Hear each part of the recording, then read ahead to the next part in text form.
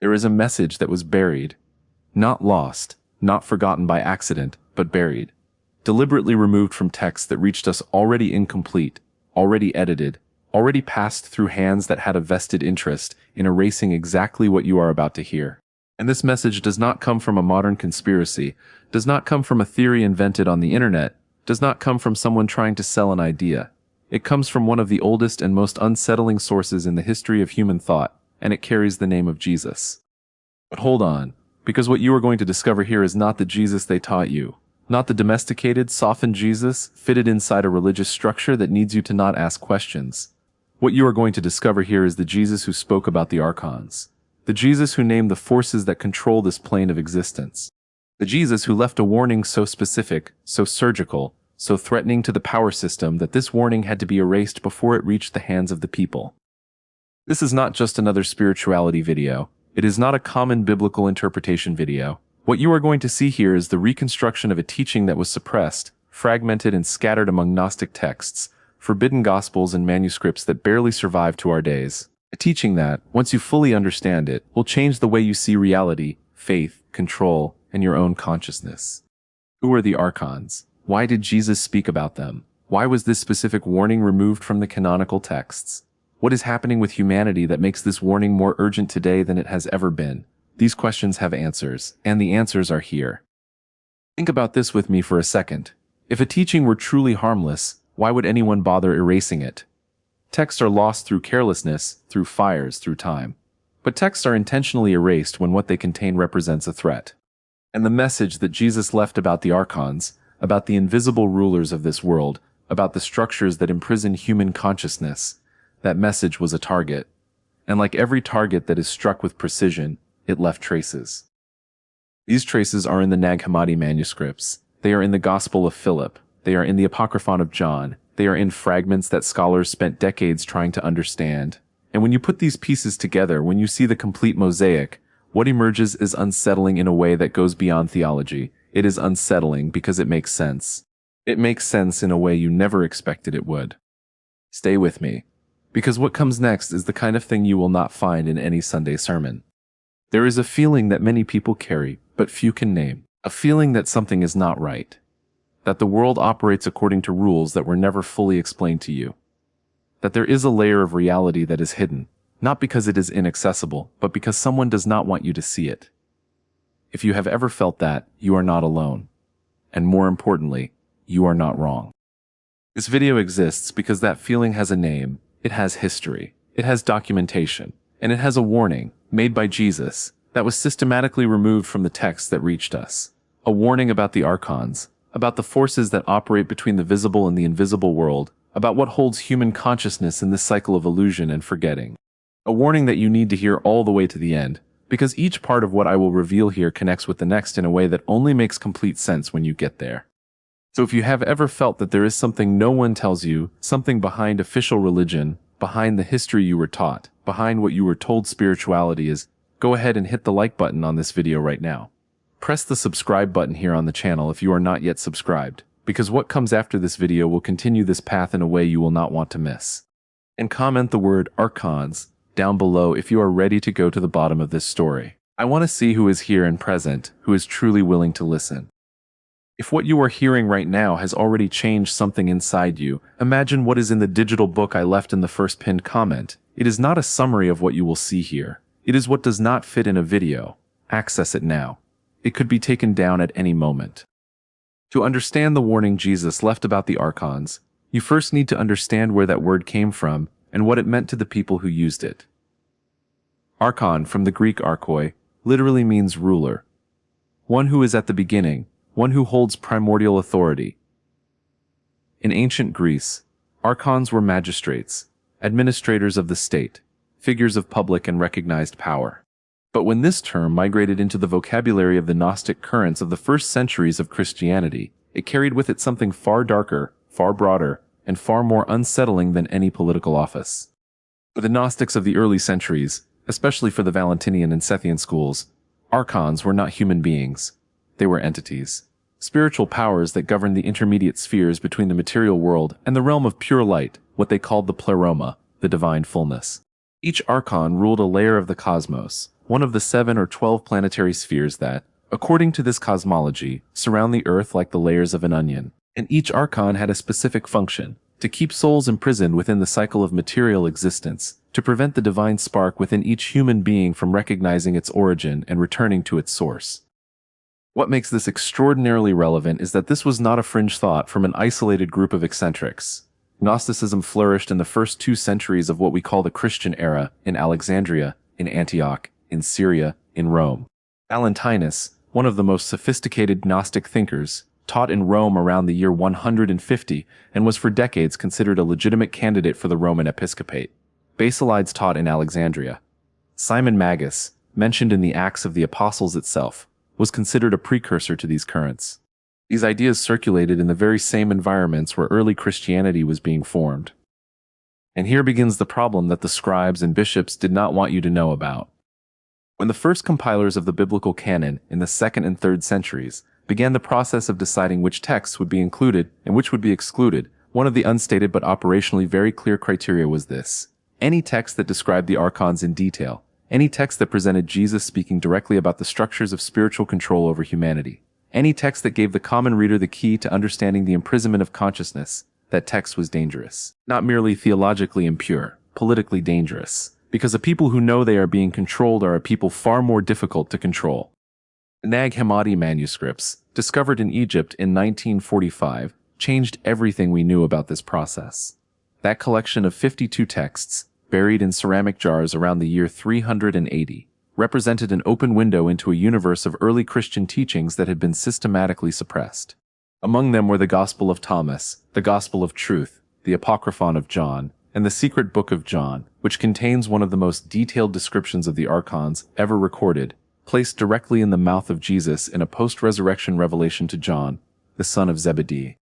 In that text, Jesus describes a cosmological system where a demiurge, and an entity that proclaims itself the one God, but is actually an ignorant and arrogant creature, created the material world with the help of 12 Archons, each governing a different sphere. And the purpose of this system was not the liberation of the human soul, it was imprisonment. It was the guarantee that the spark of divine light within every human being would remain dormant, confused, identified with the body and the ego, unable to remember its true origin in the pleroma, in the realm of pure light beyond all material creation. This teaching was not invented by the Gnostics. They explicitly claimed to be transmitting something received from Jesus, something that Jesus had taught to his closest disciples in private conversations, in revelations that did not reach the crowds because the crowds were not ready. The canonical Gospel of John itself echoes this, when Jesus says he has many things to say, but that they cannot bear them right now. What were those things? The Gnostic texts say explicitly that they were exactly this: the nature of the Archons, the mechanism of the imprisonment of consciousness, and the way to pass beyond the barriers these entities represent. But there is something even more specific, something that few scholars bring into focus, and that is buried in the Apocryphon of John in a way that requires you to pay close attention to the exact words. Jesus, in that text, does not merely describe the Archons. He gives a warning about what happens when a human soul dies without having recognized the mechanism of control.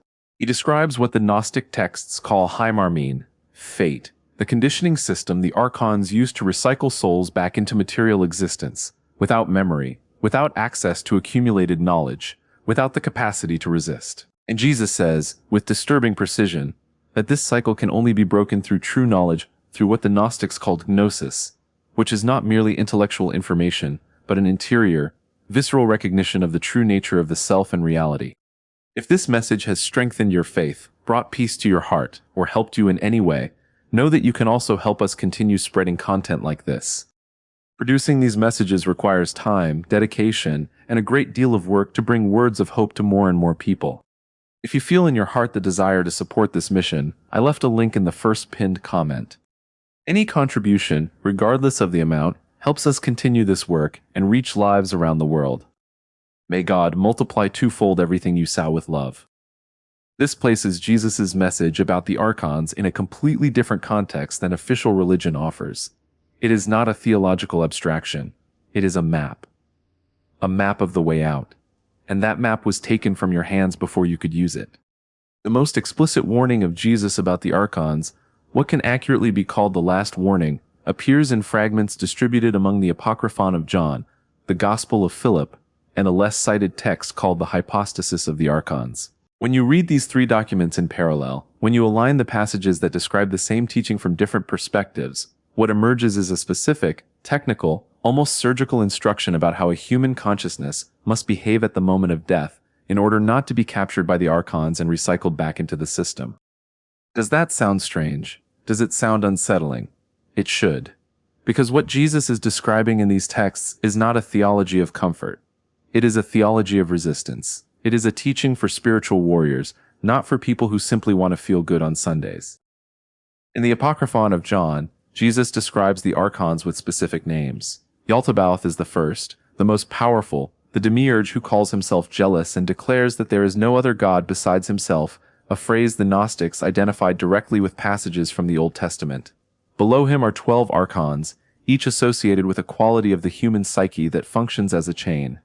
Ignorance, sadness, pleasure, desire, lamentation, fear, false knowledge, madness, jealousy, suffering. Each of these states is presented not merely as a human emotion, but as a structure deliberately architected to keep consciousness away from gnosis, from true self-knowledge. The Gospel of Philip goes even further. In that text, there is a passage that few commentators adequately emphasize, where Jesus declares that the world came about through a mistake, that the one who wanted to make it imperishable failed, because the creator of the world did not understand the force that moved him. This statement is radical, because it completely changes the central question of spirituality. It is no longer why God allows suffering. The question becomes, what is the nature of the entity that created this system, and what does it want from us? The answer the Gnostic texts offer, and that Jesus frames as a warning, is disturbing in its precision. The Archons do not merely want your worship. They want your energy. Your fear, your anger, your confusion, your misdirected worship feeds a system that sustains itself through human unconsciousness. And Jesus' warning is specific. The state of unconsciousness, of spiritual sleep, of total identification with the material world, is exactly what the Archons need for the cycle to continue.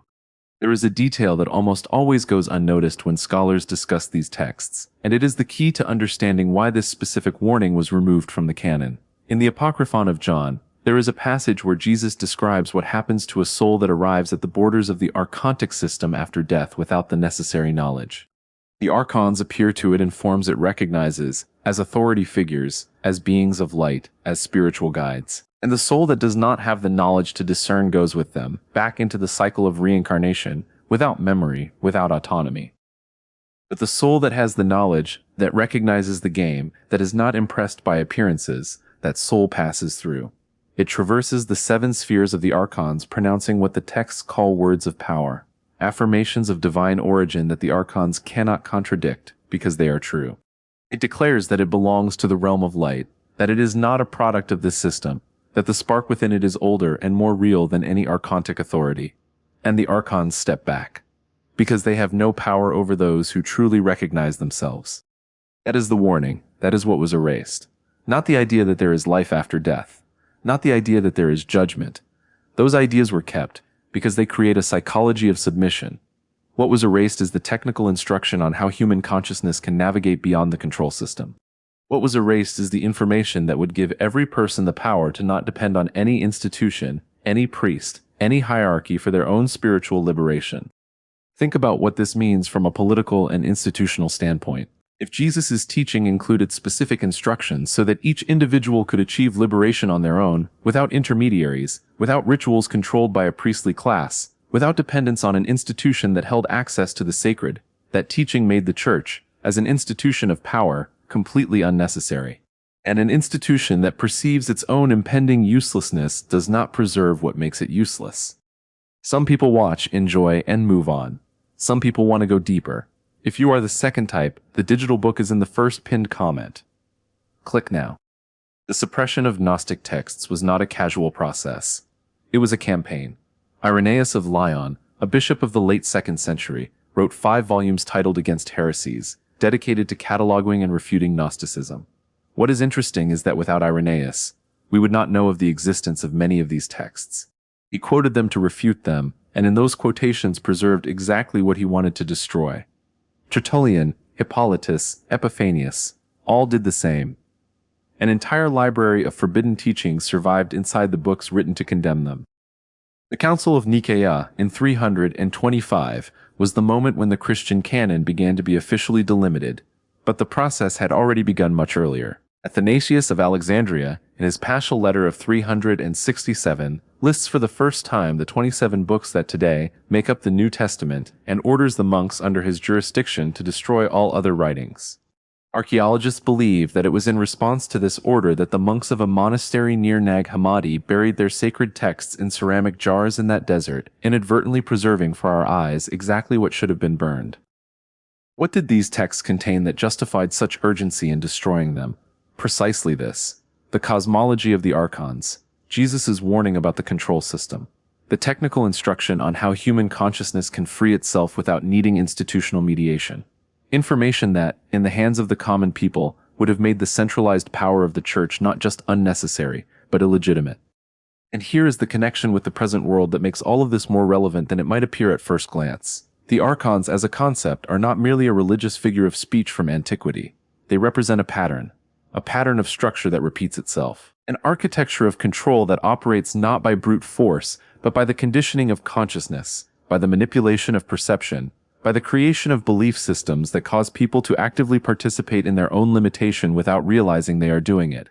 When you look at the mechanisms of control over collective consciousness today, the media that defines what is real, the educational structures that define what constitutes legitimate knowledge, the religious narratives that define what is sacred and what is heresy, the economic structures that create dependency and scarcity where abundance could exist, what you see is a functional pattern extraordinarily similar to what the Gnostic texts describe as the Archon system. Not because the Archons are literally the same, but because the pattern of control through unconsciousness is the same. And Jesus' warning applies to the same pattern. Recognize the system. Do not be impressed by appearances of authority. Know where you come from. Know what you are. This gnosis, this radical self-knowledge, is what the system cannot bear. It is what has always been suppressed. It is what you are learning right now. You who are following this up to here, let me ask you a direct question. Have you ever felt that the spirituality you were offered in life, whatever it may have been, did not fully answer the questions you actually had? That there was a gap between what you were told was sacred and what you felt when you were alone, in silence, with your own deepest questions? If you felt that, you were feeling exactly what the Gnostic texts describe as the pressure of the divine spark wanting to recognize itself, the longing for the pleroma, the obscured memory of an origin beyond this system. And the fact that you are here, hearing this now, is not by chance. The connection between Jesus' warning about the Archons and contemporary human experience becomes even more unsettling when you examine what independent researchers and some courageous academic scholars have begun pointing out in recent decades. There is a functional correspondence between the archontic structure described in Gnostic texts and the patterns of control we can observe operating in collective human consciousness today. And this correspondence is not metaphorical. It is structural. Think about this with me. The Gnostic texts describe the Archons as entities that do not create, they only imitate. They are called in the texts imperfect copies, shadows of a higher reality. They construct a world of appearances, a system of illusions that seem real precisely because they imitate something that is real, but which they distort to the point of becoming traps. The pleroma, the realm of true light, exists. But what the Archons offer is an impoverished, conditioned, controlled version of that reality, sufficiently similar to the original to deceive, sufficiently different to imprison. Now look at the systems of meaning that organize collective human life today. Institutional religious structures offer connection with the sacred, but mediated, controlled, defined by human hierarchies with their own interests. Economic systems offer security and abundance, but within a structure that ensures the majority always needs more than they have. Information systems offer knowledge, but within algorithms that define what you see and what you do not see, what is relevant and what is silenced. Imitations. Imperfect copies. Sufficiently similar to the real to keep people inside the system. Jesus' warning, the last warning that was erased, is specifically about this. It is about the capacity to distinguish the original from the copy. It is about what the Gnostic texts call discernment, the ability to recognize the difference between the true light and the light the Archons use as bait. And this discernment is not a privilege reserved for special initiates. In the Gnostic texts, Jesus teaches that the divine spark is in every human being. Everyone has access. What varies is the degree of awareness of that spark. The Nag Hammadi manuscripts brought to light a detail that completely transformed the academic discussion about early Gnosticism and its relationship with the historical Jesus. Before 1945, what we knew about Gnosticism came primarily from the refutations of the Church Fathers. It was like trying to understand a philosophy by reading only the texts written by its enemies. After Nag Hammadi, for the first time, researchers were able to read Gnostic texts in their own words, unfiltered, without hostile mediation. And what they found was more sophisticated, more coherent, and more unsettling than anything the Church Fathers' refutations had suggested. These were not the ravings of fringe figures. They were elaborate philosophical and theological systems, with robust internal logic, narrative coherence, and a spiritual anthropology that, in many respects, is richer and more honest about the complexity of human experience than anything the official canon preserved. And within these systems, the concept of the Archons was not peripheral, it was central. It was the piece that explained everything. Why is there suffering? Because the Archons keep consciousness imprisoned. Why is there spiritual ignorance? Because the Archons actively feed it. Why do human beings seem incapable of learning from their own historical mistakes?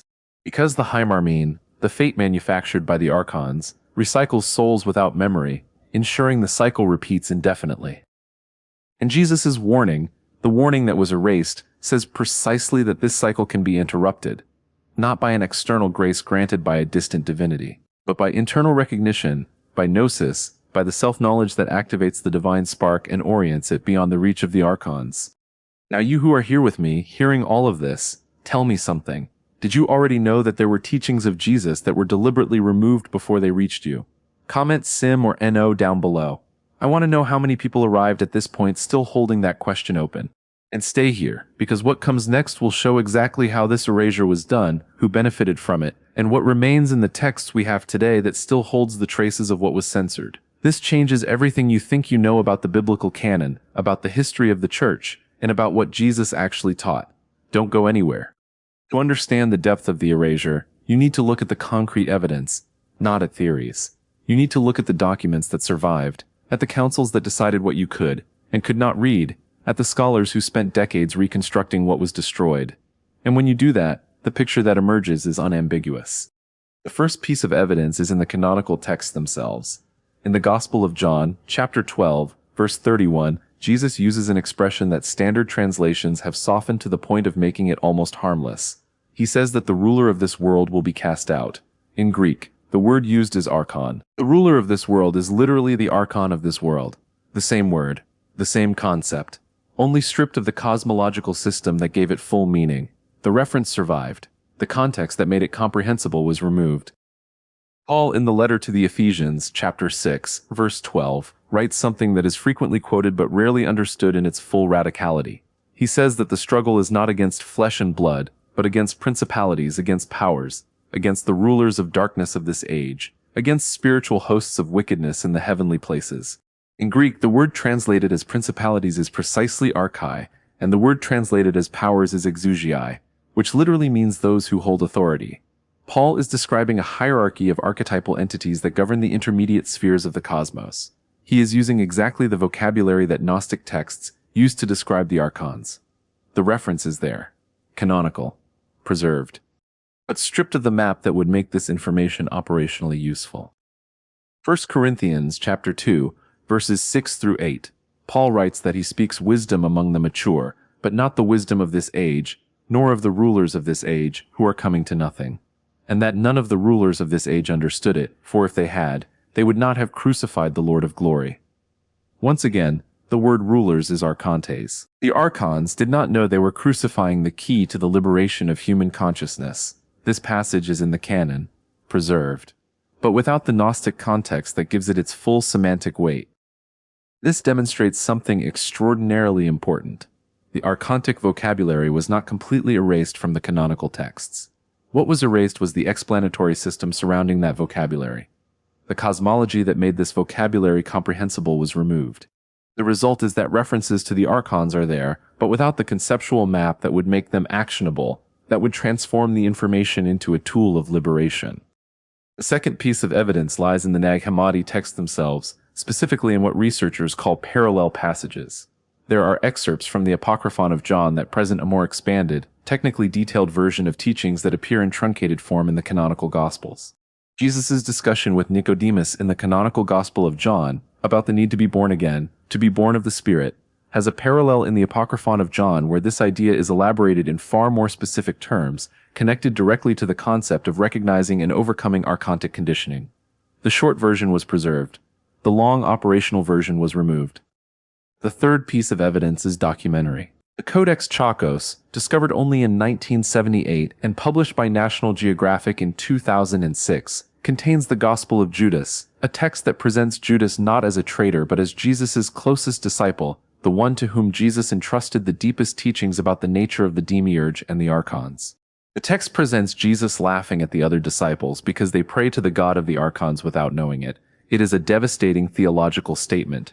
The religious tradition formed in the name of Jesus was worshipping exactly the entity from which Jesus came to liberate humanity. This digital book was not made for everyone. It was made for those who are ready to face the truth. Available for a limited time in the first pinned comment. If you hesitate, you may lose access. Each video here is created with dedication to bring hope, spiritual direction, and biblical teachings to those who need it. If you believe in this mission, make a donation of any amount. Your support keeps this channel active and allows more lives to be reached. Link in the pinned comment.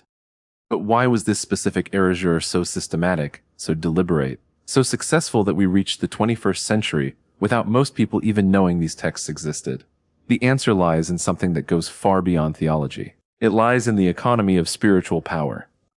For a religious institution to hold power, it needs to be the indispensable intermediary between the human being and the sacred.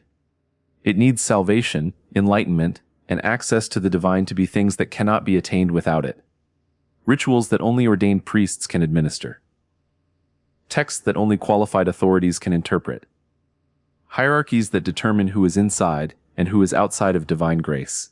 The entire institutional edifice depends on a fundamental premise: that the individual, on their own, cannot get there. Gnosticism, with the teaching it attributed to Jesus, completely destroyed that premise. If the divine spark is in every human being, if the path to the pleroma is interior and individual, if gnosis is something that every consciousness can attain through its own recognition, then the church as a structure of mediation is not only unnecessary but potentially an obstacle. One of the very archontic structures that Jesus came to denounce. This tension became explicit very early in Christian history. Clement of Alexandria, one of the first church fathers, had deep knowledge of the Gnostic currents, and in some of his more esoteric texts, such as the Stromata, makes references to a secret teaching of Jesus transmitted only to those closest to him. He does not deny the existence of this teaching. He attempts to contain it, to tame it, to reintegrate it within a structure that still preserves the need for ecclesiastical hierarchy. But the tension is visible. Origen, perhaps the most intellectually sophisticated of the early Christian theologians, was eventually condemned by the church he tried to serve. His ideas about the pre-existence of souls, about reincarnation as a possibility, about the nature of the spiritual cosmos, all these ideas had clear Gnostic resonances. And all were condemned in the post-Nicene councils that were consolidating an orthodoxy ever more rigid, ever more convenient for institutional power, ever more distant from what the oldest texts suggested Jesus actually taught. The figure of Mani, the founder of Manichaeism in the 3rd century, is another important data point. Mani created a religious synthesis that combined Christian, Zoroastrian, and Buddhist elements, and at the center of that synthesis was a cosmology clearly derived from Gnosticism, with malevolent architects of the material world imprisoning particles of light within matter.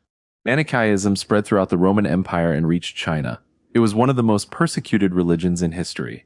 Augustine himself was a Manichaean for 9 years before converting to Catholicism. And the persecution of Manichaeism, like the persecution of Gnosticism, always had the same target: the cosmology of the controllers, the idea that this world was built as a prison, and that there is a way out that does not pass through institutional mediation.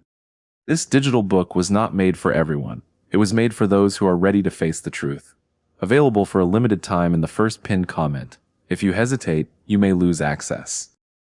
There is a layer of this story that never reached you, and it did not reach you because it was deliberately kept out of reach. Not hidden in the secrets of occult societies, not in suspicious conspiracies in basements, but in university libraries, in academic theses, in debates among specialists that took place in broad daylight, and were simply never translated into the language of the people, never placed within reach of those who do not have access to academia. Scholar Elaine Pagels, professor at Princeton and one of the world's foremost experts on Gnostic texts, dedicated decades to studying the Nag Hammadi manuscripts. In her book The Gnostic Gospels, published in 1979, she documented with academic precision the process by which Christian orthodoxy was built through the systematic exclusion of alternative perspectives. And one of the most disturbing conclusions of her research is that the excluded texts were not simply different in theological content, they were different in their political implication. Texts that emphasized direct, individual spiritual experience without mediation were systematically eliminated. Texts that emphasized hierarchy, obedience to ecclesiastical authority, and dependence on sacraments administered by a priestly class were preserved and promoted. Academic John Lash, in his work on pagan Gnosticism, went even further. Drawing on the Coptic texts of Nag Hammadi, particularly the Sethian texts, he developed an interpretation of the Archons that presents them not as abstract supernatural entities, but as patterns of parasitic behavior operating both at the cosmic level and at the level of human psychology. According to Lash, the Archons are described in the Gnostic texts with specific characteristics. They imitate but do not create. They induce states of fear and confusion. They present themselves as legitimate authorities when in fact they have no genuine authority whatsoever. And the antidote the texts prescribe is always the same. Recognition. See through the imitation. Recognize fear as a tool of control. Affirm the divine origin of one's own consciousness as a truth that no archontic authority can deny. Scholar and researcher of ancient philosophy Carlos Castaneda, without ever explicitly referencing the Gnostic texts, arrived at a functionally identical description through his immersion in the teachings of the Yaqui sorcerer he called Don Juan. In his works, Castaneda describes what Don Juan called predators, entities that feed on human energy and that installed in humanity a thought structure that functions like a cage. A mind that is not ours, implanted to ensure we continue producing the kind of emotional energy the predators need. Fear, anger, anxiety, desire, lamentation. These are exactly the states associated with the Archons in the Gnostic texts. The convergence between such diverse traditions, 2nd century Christian Gnostics, 20th century Mesoamerican shamanism, Eastern philosophies that describe the veil of Maya as a fabricated illusion, is not coincidence. It is what Carl Jung would call an archetype, a structure of perception that human consciousness independently rediscovers because it corresponds to something real in the structure of experience. And here is the point that makes the hidden side of this story genuinely unsettling for the contemporary world. If the Archons are a pattern, if they are an architecture of control through unconsciousness that can manifest in any structure that places mediation between the human being and their own divine origin, then they do not need a religious name to operate. They operate in any system that thrives on the maintenance of dependency, confusion, and fear. And Jesus' warning, the warning that was erased, is precisely about how to recognize this pattern and not be captured by it, regardless of the form it takes. What the Gnostic texts bring, and that the official teaching of Jesus almost never emphasizes with this clarity, is a radically different perspective on the nature of the human being. For Gnosticism, the human being is not a sinner in need of external redemption. The human being is a spark of divine light imprisoned within a material structure that is not their true home. The difference between these two perspectives is enormous. It is not semantic. It is the difference between a spirituality that begins with humiliation and a spirituality that begins with the recognition of absolute dignity.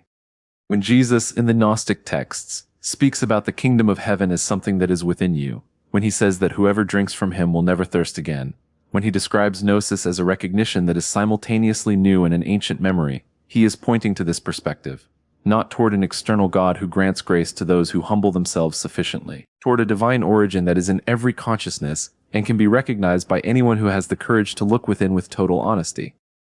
The Neoplatonic philosophers, especially Plotinus, who wrote in the 3rd century, developed a metaphysics that converged with Gnosticism on several fundamental points, especially in the idea that the human soul has an origin that transcends the material world and that the spiritual life consists essentially in the process of returning to that origin.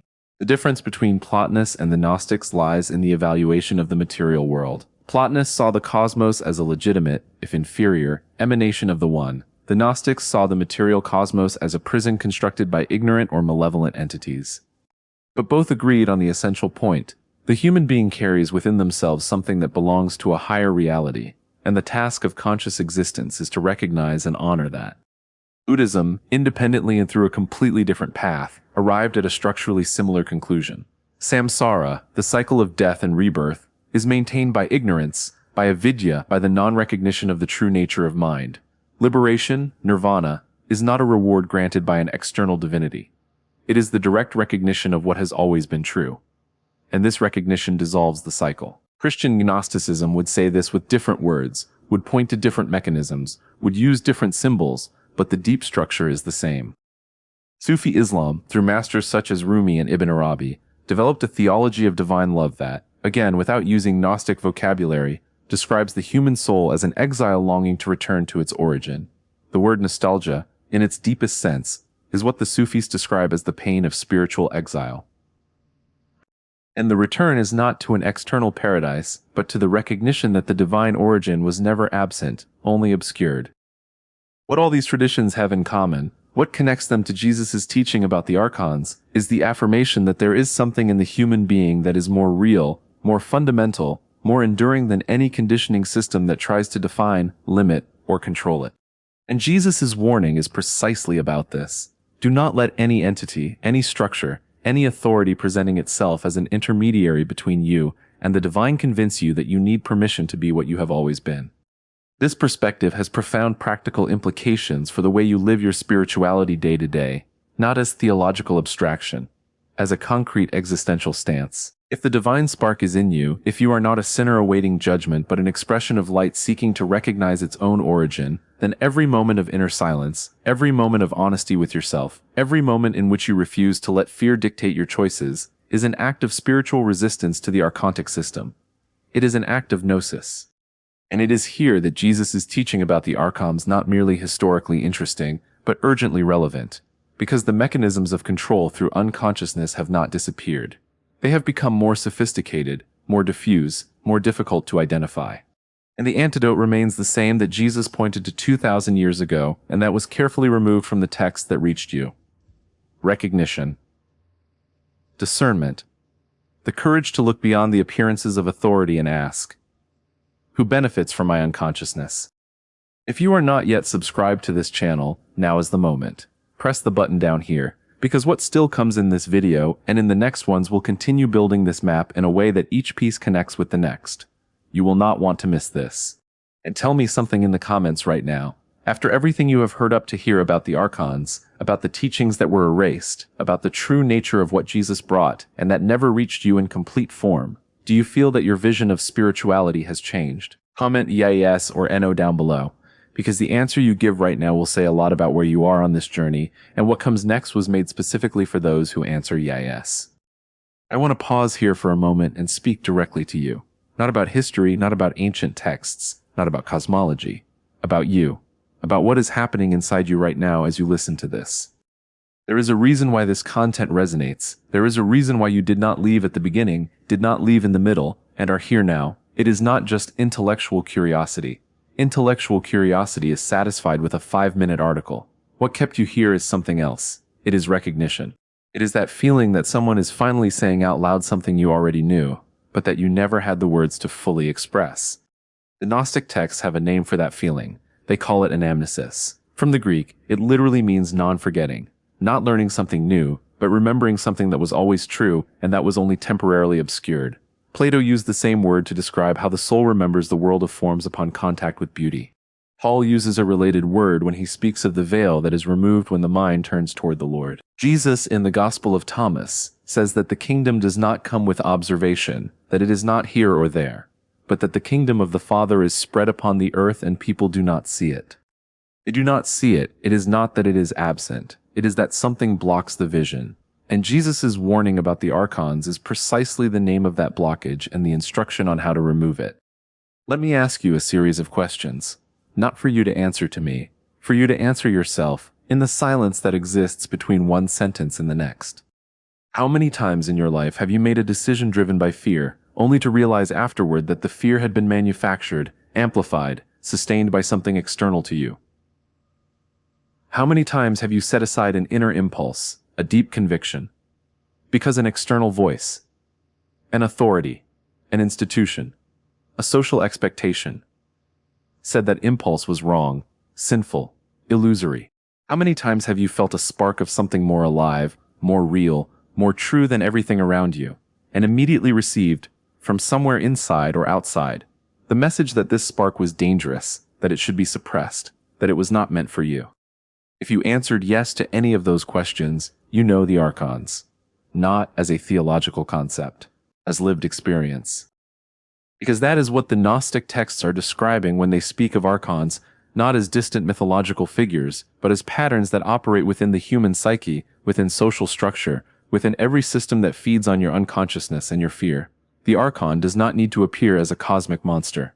It appears as the voice that says you are not enough, as the system that convinces you that you need intermediaries to access what is originally yours, as the narrative that keeps you looking outward for what can only be found within. Researcher Robert Earl Aziz, studying Jung's work in relation to Gnostic traditions, identified something that Jung called the individuation process, the path of each human being toward the wholeness of themselves, as structurally equivalent to the Gnostic process of recognizing the divine spark and returning to the pleroma. They are not the same in every detail, but the deep structure is identical.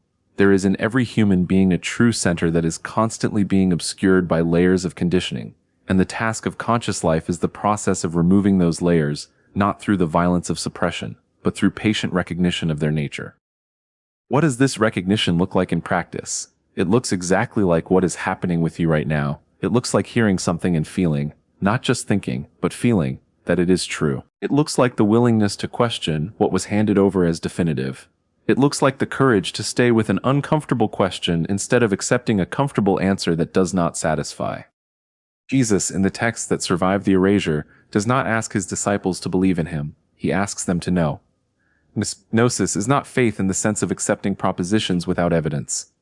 It is experiential, direct, unmediated knowledge. It is the difference between believing that fire burns and having placed your hand in the fire. And the warning about the Archons is precisely this. Do not accept mediations where direct access is possible. Do not confuse the authority someone claims with the authority someone genuinely has.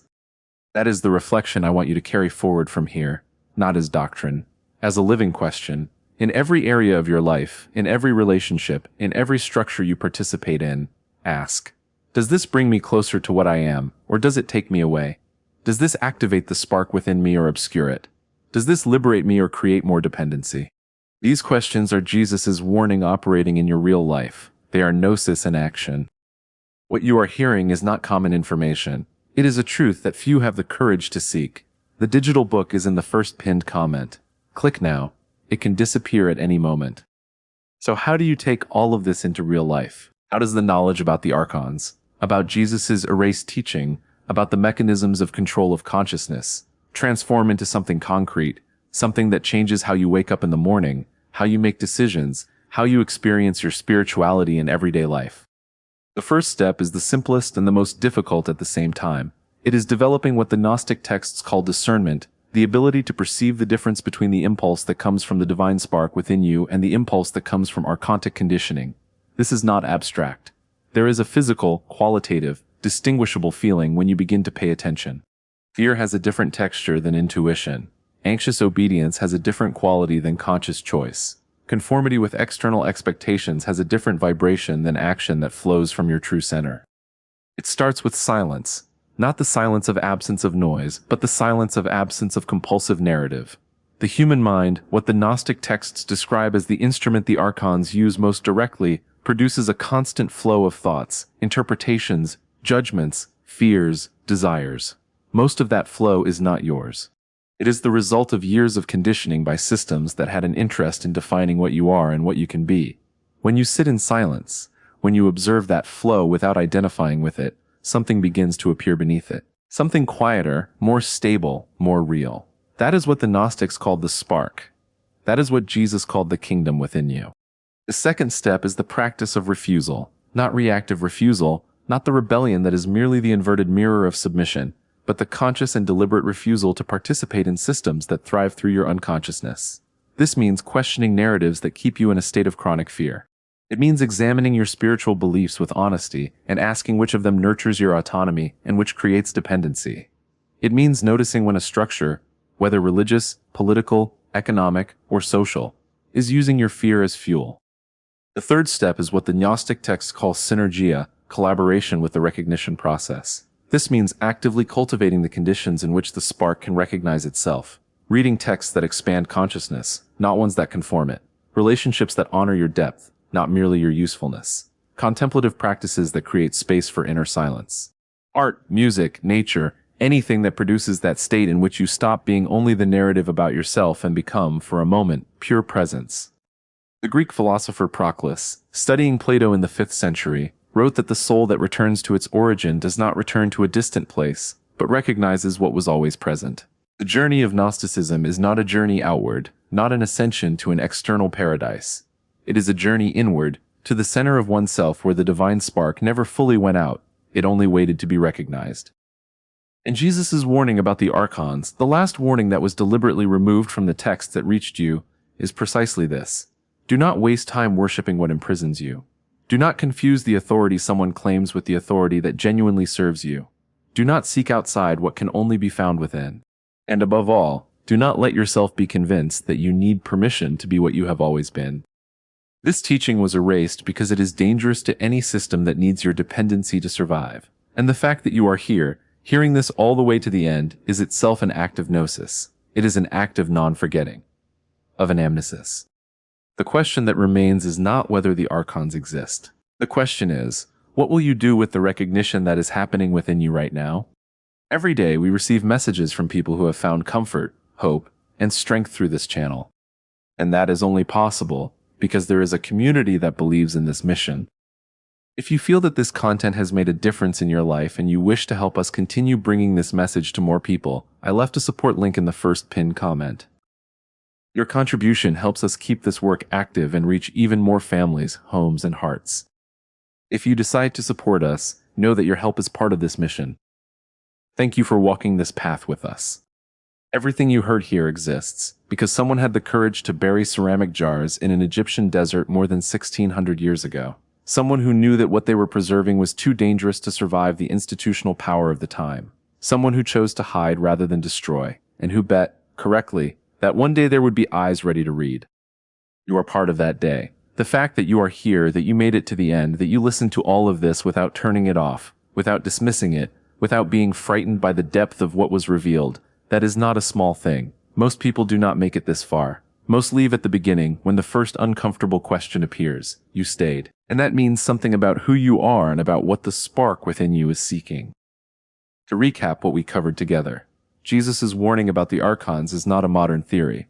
It is documented in texts 2,000 years old, deliberately removed from the canon, preserved only because they were buried by people who risked everything so that this knowledge would survive. The Archons are a pattern of control through unconsciousness that operates in any system that thrives on your dependency and your fear.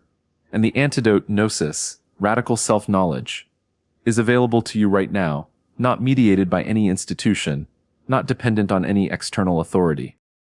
Thousands of people have already accessed the digital book and said they never saw this subject the same way again. The link is in the first pinned comment. You decide whether you want to be part of that group. You who made it to here are already different from the person who pressed play at the beginning. Most gave up. You stayed. And that matters. If this video opened something in you, if it removed a veil, if it gave a name to something you already felt but could not fully articulate, hit the like button now.